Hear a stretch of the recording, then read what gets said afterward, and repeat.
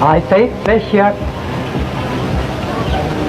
in sending the following greeting to the United States and to the world at large. The whole issue of the world will depend upon your ability to save this continent from invasion. Public are free. Buhat noon hanggang ngayon na naitayo natin ang bagong Republika ng Pilipinas. Kamatayan, sapagkat ang kamatayan may matamis, katulad ng tinuro ng ating mga bayani. Jackson swears in Vice President Sergio Osmeña as President of the Philippine Commonwealth in Washington. We need immediate relief and financial assistance to tide us over. Most of all, we need a close trade relationship with United States. The Filipinos are grateful and have a deep affection for America. Although the color of our skin is brown, the temper of our minds and our beliefs is almost identical with yours. Strategic negotiation has been made to the effect that thousands of children are still out of school for lack of accommodation. Maybe these children are not yet of school age. With all our history as a young nation, this is the first time in which no child of school age can complain of having no place in our public school. I shall use all the force at my command to demand that the sovereign authority of the government shall be respected and enjoyed.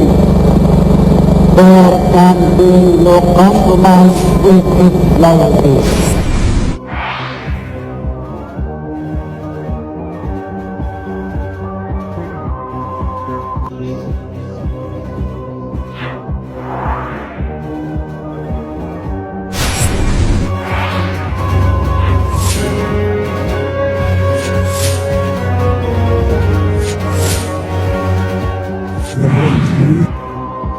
Ferdinand E. Marcos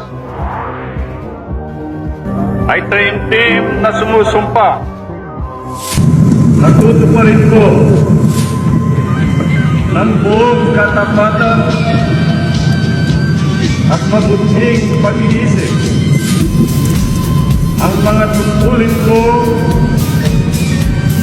bilang Pangulo ng Philippines. I, Corazon Cojuangco Aquino, do solemnly swear that I will faithfully and conscientiously fulfill my duties as President of the Philippines. From a base of zero growth, we are today being hailed as the new Asian Tiger Cub and the hottest emerging market in the region. Just 4 years, we are today regarded as living proof that democracy is not incompatible with development. The democratic institutions can foster fertile conditions for progress which authoritarian systems can never match. Layo na ang kaya nating maabot. Kaya tayo susulong na ngayon. Let me start with a sincere apology to all those who expected or wished to see me fail. I'm sorry to disappoint them.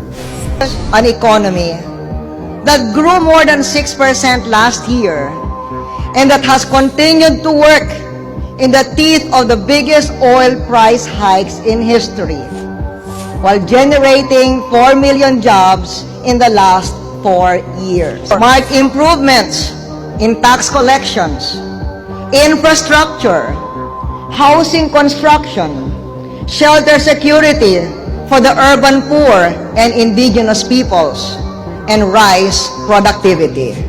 69 million beneficiaries of healthcare insurance, including 30 million indigents whose re-enrollment started early this year and is still ongoing.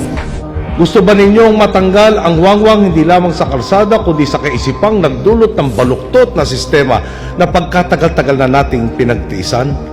Ako rin.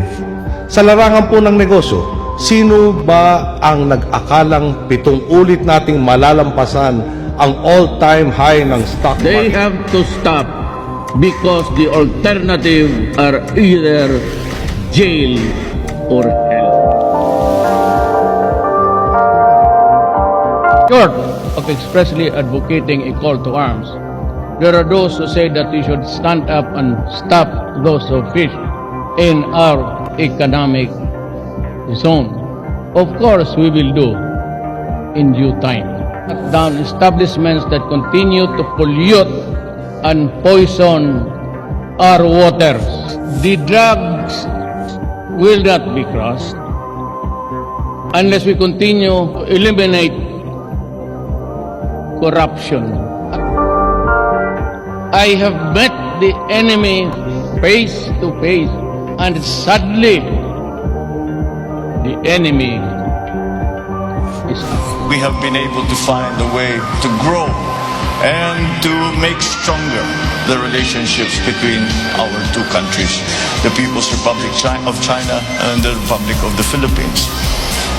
In many ways, the signing of the diplomatic agreement between the People's Republic and the Republic of the Philippines in 1975 was just a formalization or normalization of an informal relationship that has been shown to go back at least to the Tang Dynasty.